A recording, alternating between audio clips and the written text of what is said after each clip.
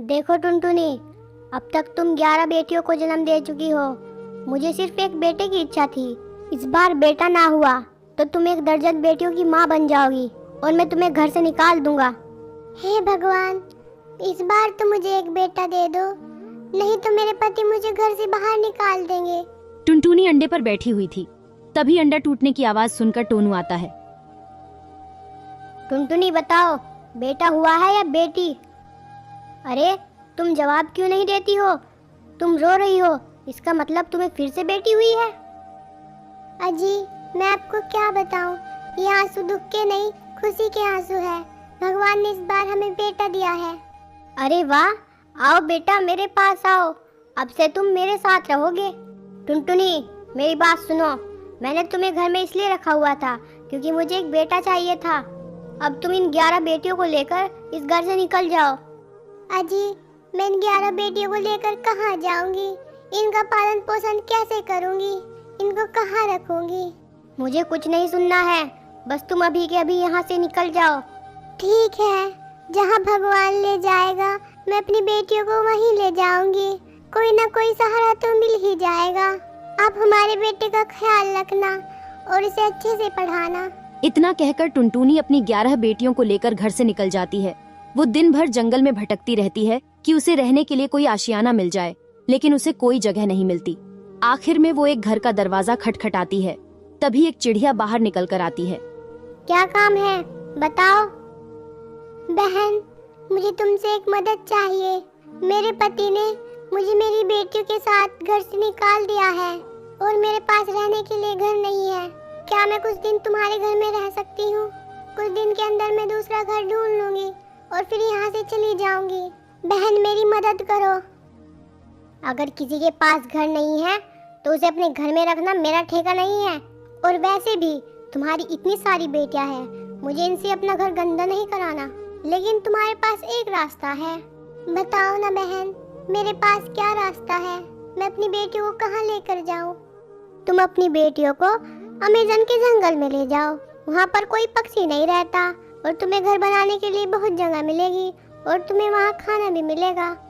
लेकिन वहाँ कोई पक्षी क्यों नहीं रहता और वहाँ कोई खतरा तो नहीं? हा हा हा, अरे वहाँ कोई पक्षी इसलिए ही तो नहीं रहता क्योंकि वहाँ रहने में बहुत खतरा है। इतना कहकर चिड़िया वहाँ से चली जाती है। माँ, मुझे बहुत भूख लगी है माँ, मुझे खाना दो, नहीं तो मैं भूख से मर जाऊंगी माँ। अब बेचारी टुनटुनी के पास उस जंगल में जाने के अलावा कोई रास्ता नहीं बचा था। अब भगवान के भरोसे मैं तुम सभी को उस जंगल में ले जा रही हूँ, इसके अलावा अब और कोई रास्ता नहीं बचा। इतना बोलकर टुनटुनी अपनी बेटियों को अमेज़न के जंगल में ले जाती है। वहाँ उसे एक खाली घर दिखता है। वो सभी उस घर में चले जाते हैं। मोनी बेटा, मैं तुम सभी के लिए खाना लेने जा रही हूँ। मेरे जाते ही दरवाजा बंद कर लेना और चाहे कुछ भी हो जाए, जब तक मैं ना कहूँ दरवाजा मत खोलना। जब मैं लौट कर आऊंगी तो मैं ये आवाज निकालूंगी, मैं आई, दरवाजा खोलो। ये सुनते ही दरवाजा खोल देना। ठीक है माँ, जब आप ये आवाज निकालोगी मैं तभी दरवाजा खोलूंगी, लेकिन आप जल्दी ही लौट कर आना माँ। टुनटुनी जैसे ही खाना ढूंढने के लिए घर से निकलती है। आज तो खाने का काम बन गया, अब मैं इस चिड़िया के बच्चों को खा जाऊंगी। हा हा हा। चील दरवाजा खटखटाती है। लगता है कोई दरवाजे पर है, लेकिन माँ ने मना किया था कि जब तक मैं ना बोलूं दरवाजा मत खोलना, इसलिए हम दरवाजा नहीं खोलेंगे। ये लोग दरवाजा क्यों नहीं खोल रहे? लगता है मुझे इनकी माँ की तरह आवाज निकालनी पड़ेगी, तभी ये दरवाजा खोलेंगे। मैं आई, दरवाजा खोलो, दरवाजा खोलो। मैं हूँ तुम्हारी माँ, दरवाजा खोलना बेटा। माँ आ गई, अब दरवाजा खोल देती हूँ।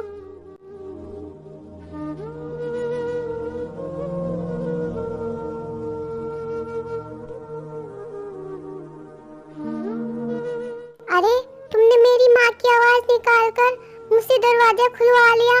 चली जाओ यहाँ से, नहीं तो मेरी माँ तुम्हें नहीं छोड़ेगी। तुम्हारी माँ मेरा क्या कर लेगी? अब मैं तुम सबको खा कर ही जाऊंगी। मुझे किसी तरह इसे बातों में लगा कर रखना पड़ेगा, हो सकता है तब तक माँ आ जाए। अगर तुमने मेरी किसी भी बहन को हाथ लगाया तो मैं ही तुम्हें मार डालूंगी। तुम बहुत बोल रही हो, सबसे पहले मैं तुम्हें ही खाती हूँ। जैसे ही चील मोनी को खाने के लिए आगे बढ़ती है तभी टुनटुनी वहाँ आ जाती है।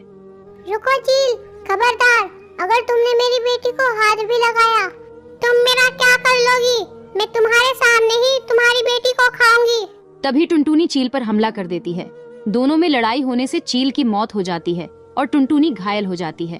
मोनी बेटा, अब मेरे पास ज्यादा समय नहीं रहा। तुम्हारी सुरक्षा करने के लिए अब मैं नहीं रहूंगी, इसलिए तुम अपनी बहनों को लेकर इस जंगल से चली जाओ। ये जंगल तुम्हारे लिए सुरक्षित नहीं है बेटा। टुनटुनी इतना बोल ही रही थी तभी उसकी मौत हो जाती है। माँ, आप हमें छोड़कर चली गई, अब हम आपके बिना कैसे जिएंगे माँ?